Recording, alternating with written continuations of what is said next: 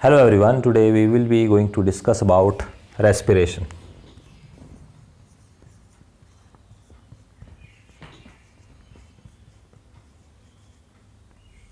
This is for grade 10th.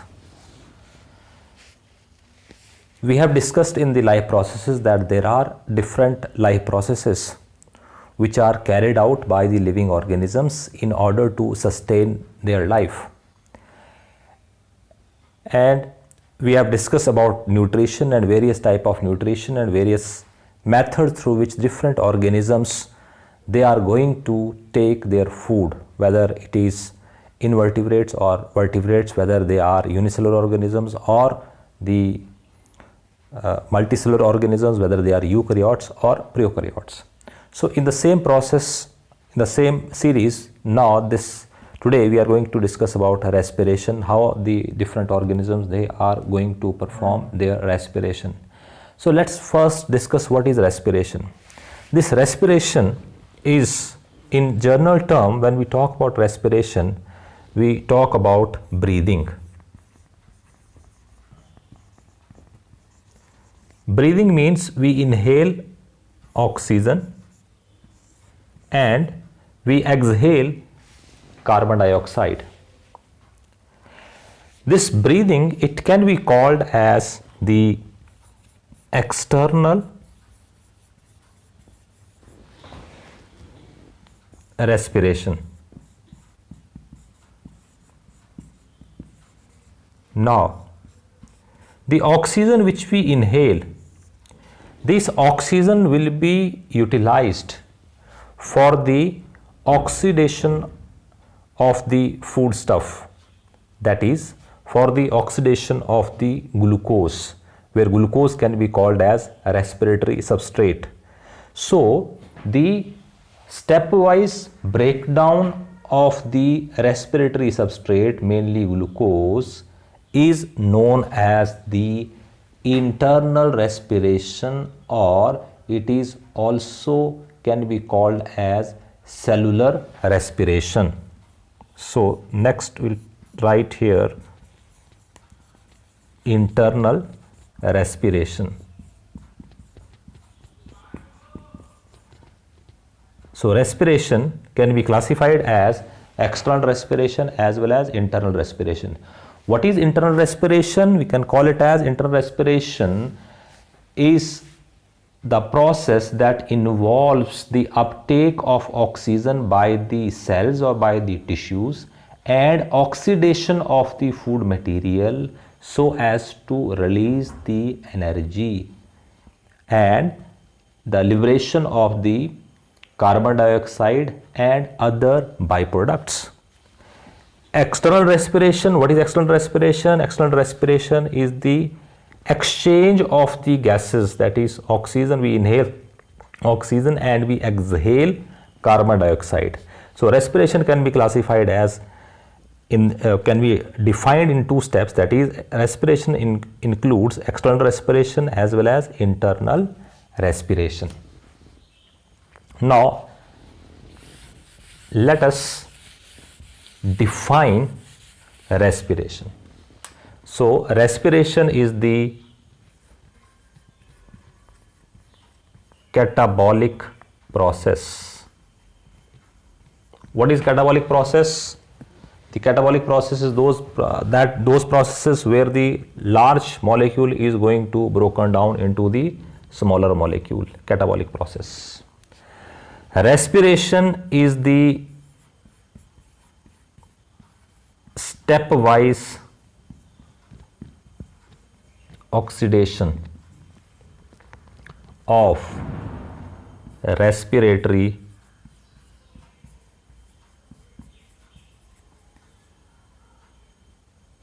substrate.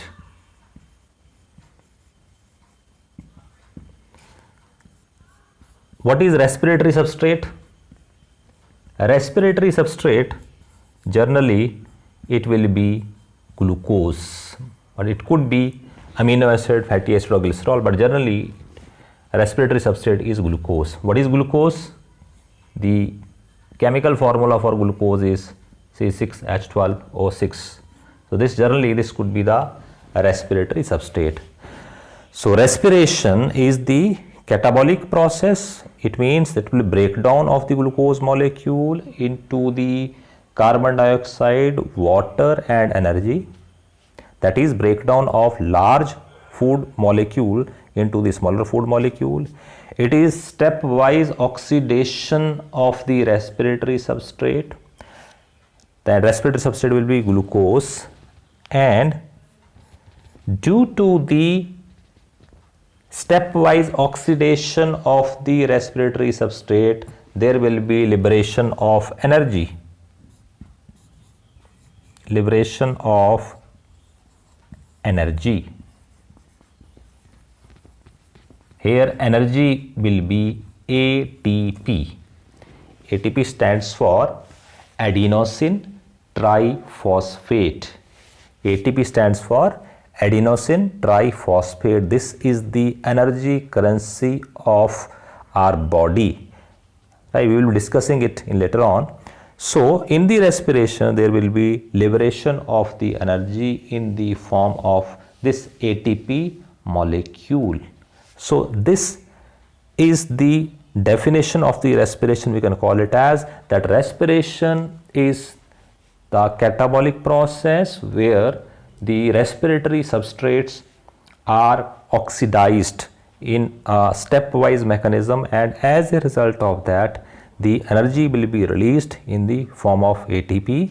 And respiratory substrate, it will be glucose, but it could be amino acid, it could be the fatty acid and glycerol as well as, but in generally the respiratory substrate will be the glucose. Now let us discuss what is the pathway, how this glucose molecule will be broken down, will be oxidized in a step by way. Let us discuss about how the glucose will be oxidized in a stepwise method. This is very important.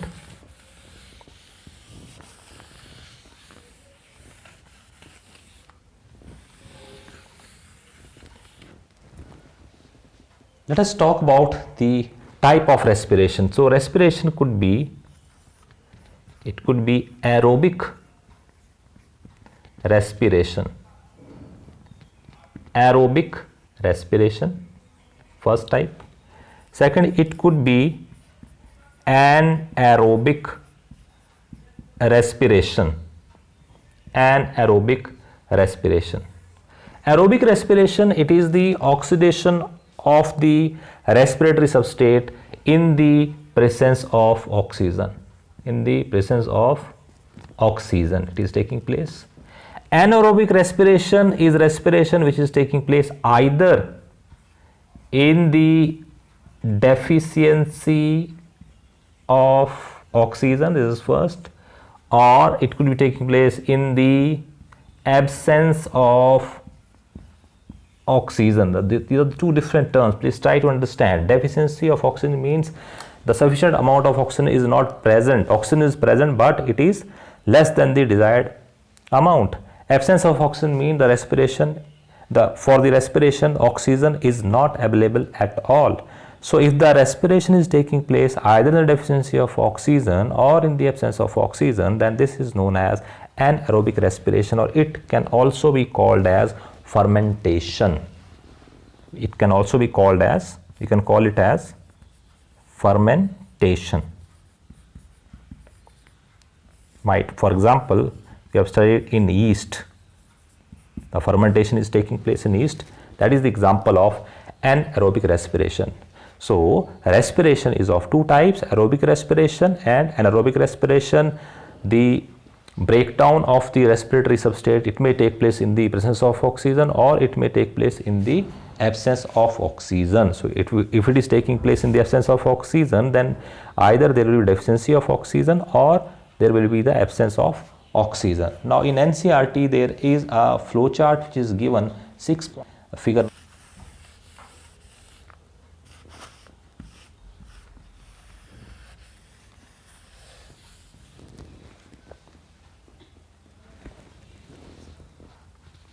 So this is the respiratory substrate. Suppose glucose. How this glucose will be produced? This glucose by the process of nutrition, digestion, the digestion of the food will take place, the absorption of the food will take place. So this glucose is in the cell. This glucose which is there in the cell, in the cytoplasm, what is happening in the cytoplasm? This glucose will be broken down into pyruvic acid. Pyruvic acid, and energy will also be liberated out. This breakdown of glucose into the pyruvic acid, this is known as glycolysis. That again you will study in your high classes. The glucose will convert glucose 6-phosphate, then glucose 1,6-bisphosphate, and through a series of reactions, the glucose molecule will be converted into the pyruvic acid. So 2 molecules of pyruvic acid will be produced, and some amount of energy will be produced, and this process is known as glycolysis. This step is a common step whether it is aerobic respiration or whether it is anaerobic respiration. Now, in the presence of oxygen, if oxygen is present, this pyruvic acid will convert into carbon dioxide plus water plus energy, that is ATP, right? And this reaction is taking place in the mitochondria. Where this reaction is taking place? In the mitochondrion. In the mitochondria, this reaction is taking place, and this is known as aerobic respiration. This respiration, this is a part of, this is aerobic respiration.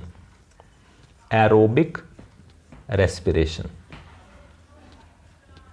Aerobic respiration means taking place in the presence of oxygen. There will be breakdown of this pyruvic acid into carbon dioxide, water, and ATP, adenosine triphosphate, that is the energy currency.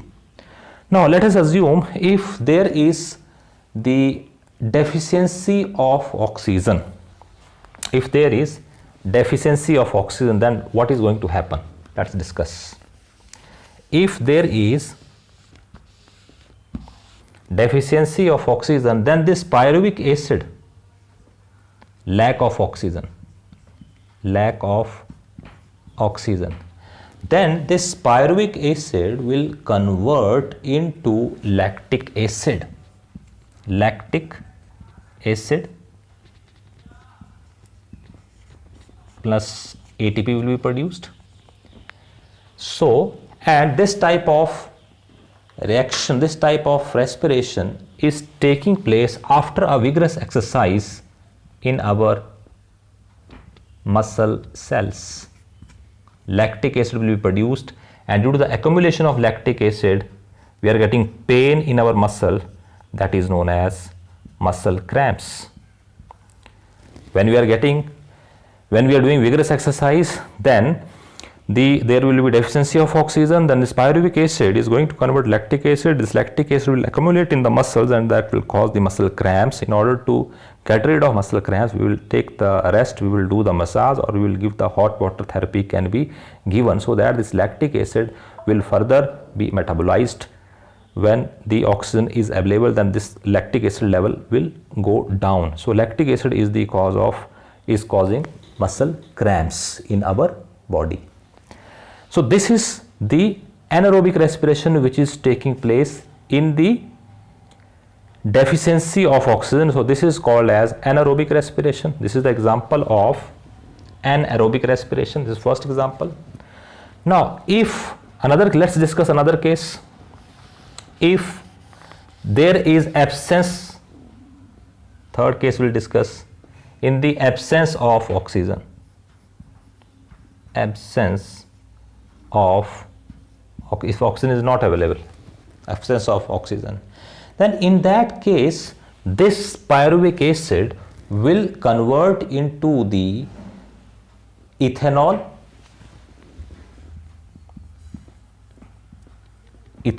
or it is known as ethyl alcohol, and carbon dioxide plus ATP will be produced. Ethyl alcohol will be produced. This in the absence of oxygen. This is also anaerobic respiration, and this anaerobic respiration is taking place. This type of anaerobic respiration is taking place in the yeast cell, which is called fermentation. In the absence of oxygen, if oxygen is not present at all, then this pyruvic acid will convert into the ethanol, carbon dioxide and ATP. So this is the another type of anaerobic respiration. Now in anaerobic respiration, whether it is taking place in yeast cell or muscle cells, this is taking place where it is taking place in the cytoplasm. Whereas the aerobic respiration, very, very important, it is taking place in the mitochondria. Whereas this glycolysis, where the glucose molecule will be broken down into the pyruvic acid, it is taking place in the cytoplasm. So please remember that the glucose, when it is broken down into pyruvic acid, this is a common step for aerobic and anaerobic respiration, and this is taking place in the cytoplasm, whereas aerobic respiration will take place in the mitochondria. Anaerobic respiration, it may take place in the like in the muscle cell or in the yeast cell, in the cytoplasm of these cells, right? So this is about the pathway of the glucose molecule when it is going to oxidized in different methods. Now what is the difference between the aerobic and anaerobic respiration? Let us discuss about that difference. So first difference will be aerobic respiration takes place in the presence of oxygen. Anaerobic respiration, it is taking place either in the absence of oxygen or in the deficiency of oxygen. Second difference is in the aerobic respiration, the one molecule of glucose will be completely broken down into the carbon dioxide, water, and as a result 38 ATP molecules. How many ATP molecules? 38 ATP molecules are being produced. Large amount of ATP molecules are being produced in aerobic respiration, because in aerobic respiration there is a complete oxidation of glucose. In anaerobic respiration there will be incomplete oxidation of the glucose into the lactic acid or ethanol, and less amount of ATP will be produced, right? Then in the aerobic respiration is taking place both in the cytoplasm and in the mitochondria as well, whereas anaerobic respiration, it is taking place only in the cytoplasm, right? So anaerobic respiration is taking place only in the cytoplasm, whereas aerobic respiration is taking place both in the cytoplasm as well as in the mitochondria. And the energy which is released in the form of ATP, and ATP you have studied in your grade 9th that ATP is the energy currency of our cell, and it is going to give the fuel. And ATP, when it is going to be broken down, then ATP is having the high energy bonds, and the ATP molecule when is broken down, then it will produce 30.5 kilojoule per mole of energy will be released when the high energy phosphate bond will be broken down, and that energy can be utilized to carry the different endothermic processes in the cell. So this is all about the pathway or mechanism in which the glucose can be oxidized and how the ATP molecule will be produced. Now in the next lecture we will be studying about how the respiration is taking place in plants and in human being. If you have any doubt, any query, you can write in the comment section. Thank you.